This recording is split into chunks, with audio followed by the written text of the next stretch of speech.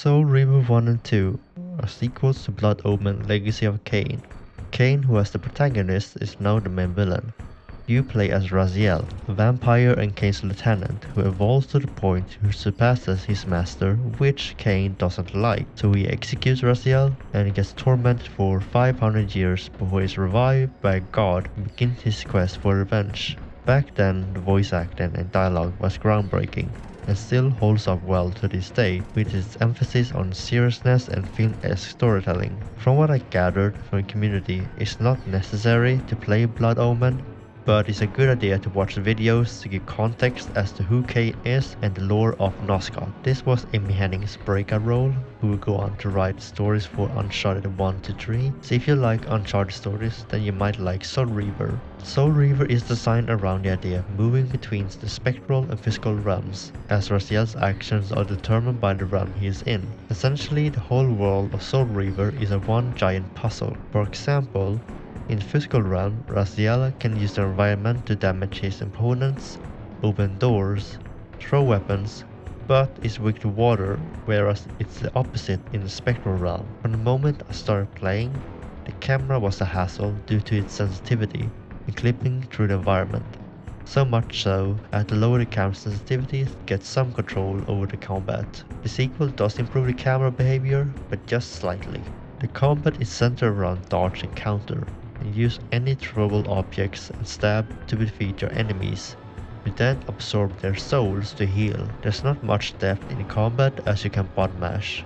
The puzzles aren't inherently difficult, it's one of those areas that shows the game's age, as the game doesn't give hints or tell you what to do. It's either try until something works or look up a guide. The fast travel through various portals spread across Noscott, which helps with backtracking, but I struggled with learning the symbols, which meant I ended up in areas I didn't want to be in.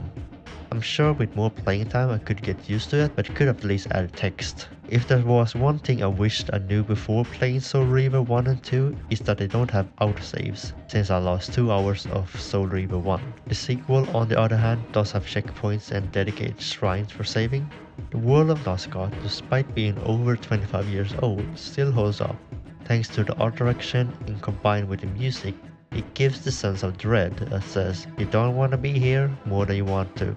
However, while I played, I must say some of the areas were too dark, making it hard to see where you're supposed to go. And then one of the new features in Soul Reaver 1 is the addition of a world map and compass to help newcomers orient their location. That being said, I didn't feel it helped much, as it only displays Raziel's general location. For a game that requires a lot of backtracking, it could have been implemented better.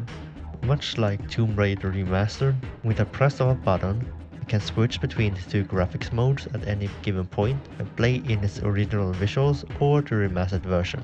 They added a photo mode which helps with finding any hidden collectibles, but as a photography tool, it's very basic, only being able to look around and rotate the camera and adding a vignette. The bonus content shows how much the team at Aspyr loves the series, as for the very first time, you get access to never seen before concept art, play cut levels, some behind the scenes content, and even read the whole scripts for both games. For a strange reason, much like Tomb Raider 1 to 3 on PS5, Soul Reaver 2 does not have a Platinum Trophy. Instead, it counts as a DLC for Soul Reaver 1. However, it does have a Platinum Trophy on the PS4 version. Both games are estimated to take around 5 to 6 hours for a normal playthrough, and 10 to 12 hours if you're trophy hunting. The file size on the Steam version is around 10 gigabytes, so it won't eat up your hard drive. Overall, Aspyr did a commendable job modernizing the PlayStation 1 classics to modern platforms by cleaning up the graphics and adding a ton of bonus content, but the flaw remains. As a newcomer to the franchise, while I enjoyed most of the stuff Soul Reaver 1 and 2 offers, I can't ignore the clunky camera, traversal system, and the relatively short games. For 45 Australian dollars or 30 US dollars, I can recommend the games, but I suggest you wait for a discount. That concludes the video, thanks for watching, and I see you next time.